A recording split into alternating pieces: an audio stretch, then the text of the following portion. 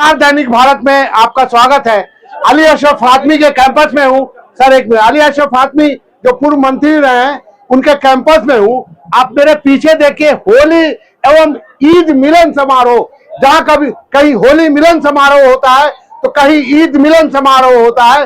इसको बांट दिया गया था, लेकिन जहाँ हम पहुंचे हैं वहां ईद को भी और होली को भी मिला दिया गया है। अर्थात आप समझ रहे हैं, एक तरफ आंधी है अलग करने की, तो वही अली अशरफ फातमी इसको मिलाने की कोशिश कर रहे हैं। जिसका जीता जागता नमूना मेरे पीछे है, ईद और होली मिलन समारोह। बहुत सारे लोग आए हैं और इसका एक इम्पैक्ट है।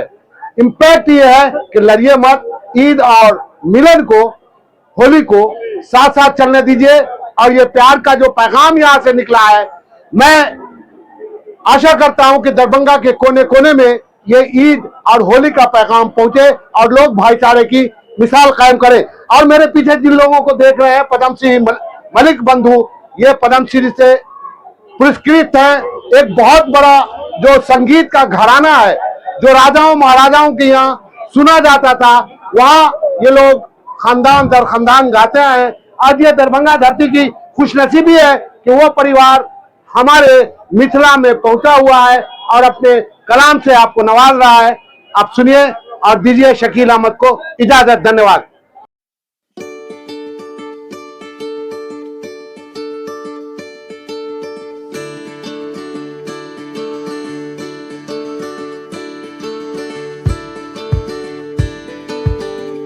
यही तो हिंदुस्तान है। मिलजुल करके हम त्योहार मनाएंगे, एक दूसरे के साथ खुशियां बांटेंगे, और यही तो गंगा जमनी तहजीब है। हमने दोनों को क्लब किया है। माहौल पूरे देश का जरा खराब हो रहा है, अच्छा करने के लिए दोनों को एक साथ किया है। दोनों मिलजुल करके इस त्योहार को मना रहे हैं। यहाँ पे देखिए, हर बिरादरी, हर धर्म, हर तरह के लोग कोने कोने से दरभंगा मधुबनी से यहाँ आए हुए हैं। तो यही तो खूबी है इस मुल्क की कि हर रंग बिरंग के लोग साथ मिलके रहते हैं, एक दूसरे के साथ गम और खुशी को बांटते हैं। और यही तो आज आप यहाँ देखने को मिल रहा है आपको। फातमी साहब के घर पे होली और ईद मिलन समारोह है, इसमें आप आए हुए हैं, क्या कहेंगे? निश्चित रूप से फातमी साहब इस तरह का आयोजन बराबर से करते रहे हैं और राजनीति के व्यक्तियों को हमेशा जनता से संपर्क में रहना चाहिए, एक दूसरे को मिलाना चाहिए।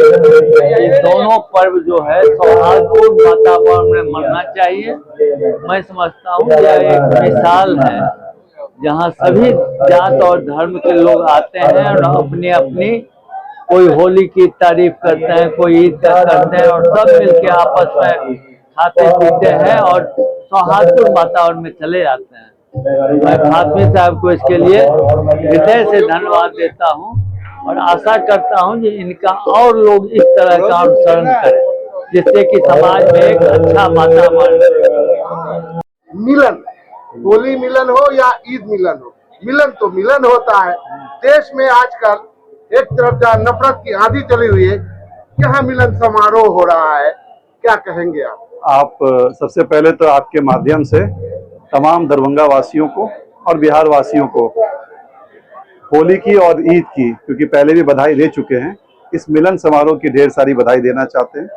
और बड़ी खुशी की बात है और मैं शुक्रिया अदा करता हूं अपने तमाम, हमारे दरभंगा के कोने कोने से, हमारे सभी पार्टी से ऊपर उठ करके आज इस मुकाम पे, मेरे घर पे आज उनका हमने स्वागत किया है। और खुशी की बात यह है कि आज फूलों से हमने उनका स्वागत किया है। तो ये एक अलग प्रथा कहिए, एक अलग रिवाज कहिए, हम लोगों ने इसकी शुरुआत की है। ये मोहब्बत का पैगाम देने के लिए अपने तमाम हमारे दरभंगा साथियों को और बिहार के साथियों को हम लोगों ने देने का काम किया। आप सेकंड आदमी को कभी गुस्सा होते हुए नहीं देखा गया। दरभंगा में चर्चा है कि वक्फ बिल को लेके बहुत गुस्से में थे आप। देखिए, गुस्सा वो नहीं था। असल क्या है कि ये जनता का आक्रोश है और समाज के अंदर जो कुछ लोग हैं जो आज से तकरीबन 17 साल से हिंदुस्तान में सरकार में है, और वो कहीं ना कहीं वो एकता, जो प्रेम का एक संबंध था, गंगा जमुना की जो तहजीब थी, जो एक हक और हुकूक की लड़ाई जो संविधान ने हमें दिया, उन सबको कहीं ना कहीं भारत सरकार उसको क्रश करना चाहती है। ये कहीं ना कहीं ये उबाल है, ये तकलीफ है, ये कोई गुस्सा नहीं है। हम अपनी आवाज़ को तो बुलंद करेंगे अगर हमारे खिलाफ या हमारे समुदाय के समाज के खिलाफ कोई अगर गलत काम होगा, और इसमें सिर्फ हमारी कम्युनिटी के लोग नहीं हैं, आजकल देखा होगा आपने सभी समाज के लोग उस स्टेज पे पूरे देश की बात है। पूरे देश की बात है। लड़ने का काम हम नहीं कर रहे हैं, हम अपनी आवाज़ को बुलंद कर रहे हैं। और देखा होगा आपने पिछले बार भी जब एक काला कानून, किसान का काला कानून लेकर के भारत सरकार आई थी, तो उसमें भी किसानों ने आंदोलन किया था, रोड पे 100 दिन आंदोलन किया, और कहीं ना कहीं सरकार झुकी और उसको माना कि हमारी गलती है। तो उसी तरीके से हम अपना आक्रोश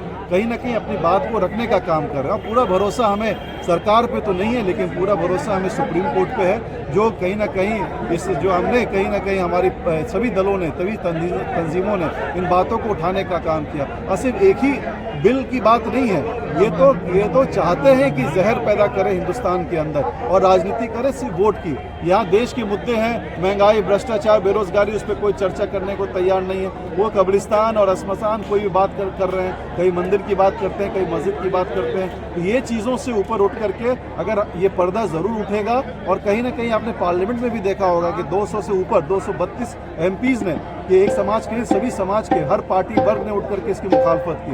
तो कहीं ना कहीं ये बिल की बात नहीं है, ये कहीं ना कहीं विफलता की बात है, भारत सरकार की विफलता है कि वो कहीं ना कहीं इस आक्रोश को कहीं वो समझ नहीं पा रही है। इन बातों को, जो हक और हकूक जो संविधान बाबा भीमराव अम्बेडकर ने दिया आपको, उन चीज़ों को वो क्रश करना चाहती है और कहीं ना कहीं ख़त्म करके वो आगे बढ़ना चाहती है। एक शब्द में जवाब दीजिएगा, वक्त संशोधन बिल क्या संविधान पे हमला है, हाँ या ना में? बिल्कुल है।